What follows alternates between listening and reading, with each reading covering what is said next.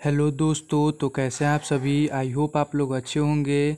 यदि आप class 10th का एग्ज़ाम कल त्रैमासिक एग्ज़ाम देने वाले हैं तो आज का यह क्लास आपके लिए बहुत ही महत्वपूर्ण होने वाला है, क्योंकि आज के इस क्लास में मैं आपको केवल त्रैमासिक का ही सवाल बताने वाला हूं जो आप सभी के कल एग्ज़ाम में देखने को मिलेंगे।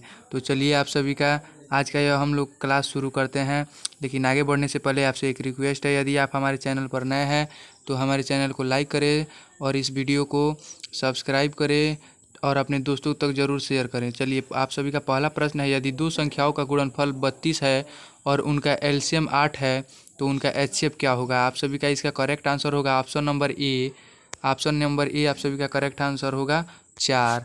ऑप्शन नंबर ए ठीक है। अगला प्रश्न है, ये कैसे बना है सभी आप यहाँ पे देख सकते हैं।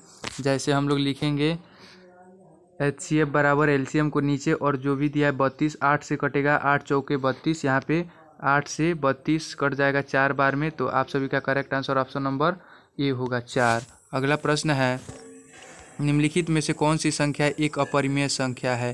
अपरिमेय संख्या कौन है, तो आप सभी का correct answer option number C होगा।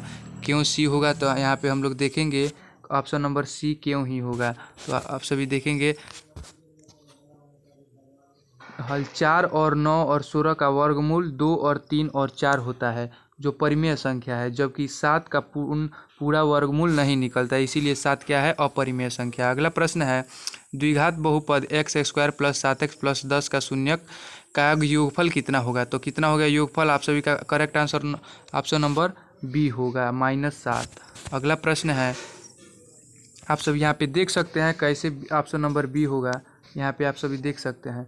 अगला प्रश्न है आप सभी का, रैखिक समीकरण युग में a1x plus b1y plus c1 बराबर 0 और a2x plus b2y plus c2 बराबर 0 एक अद्वितीय हल होने की शर्त क्या है। आप सभी का इसका करेक्ट आंसर होगा ऑप्शन नंबर बी, a1 बटा a2 बराबर नहीं होंगे आपस में b1 बटा b2 के। समझ में आ रहा है।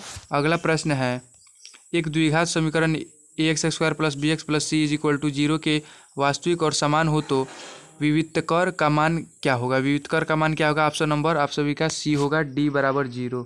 आप सभी का करेक्ट आंसर सी होगा। अगला प्रश्न है, समानांतर श्रेणी 2, 7, 12, 17 का सर्वांतर क्या होगा। तो आप सभी का हमको लगता है इसका करेक्ट आंसर 5 होगा, ऑप्शन नंबर सी होगा। लेकिन देखते हैं इस सब का, हाँ आप सभी का correct answer option number C होगा, क्योंकि आप सभी को बता देते हैं कि वो ऑप्शन नंबर सी होगा। क्योंकि देखेंगे यहाँ पे 7 में से 2 को घटाएंगे और 12 में से 7 को घटाएंगे और 17 में से 12 को घटाएंगे, हमें 5 ही प्राप्त होगा। इसी कारण हम लोग का 5 करेक्ट आंसर होगा। अगला प्रश्न है, मूल बिंदु के निर्देशांक क्या होते हैं। मूल बिंदु के निर्देशांक क्या होते हैं, 0 और 0 होते हैं। आपसे correct answer option number B होंगे। चलिए अगला प्रश्न है, 3 और -4 के चतुर्थांश में स्थित है तो क्या स्थित है। ऑप्शन नंबर डी आप सभी का करेक्ट आंसर होगा, चतुर्थ स्थित है। प्लस और माइनस हमेशा चौथे चतुर्थांश में होते हैं। अगला प्रश्न है, 1045 का मान कितना होता है। 1045 का मान कितना होता है, तो कभी भी याद रखिए 1045 का मान 1 ही होता है। ये ऐसे ऑब्जेक्टिव है जो कल आप सभी के परीक्षा में पूछे जाएंगे। अगला प्रश्न है और लास्ट प्रश्न है, यदि cos 1 बराबर 4/5 है तो tan a का मान क्या होगा। तो tan a का मान क्या होगा, सही ऑप्शन होगा ऑप्शन नंबर बी।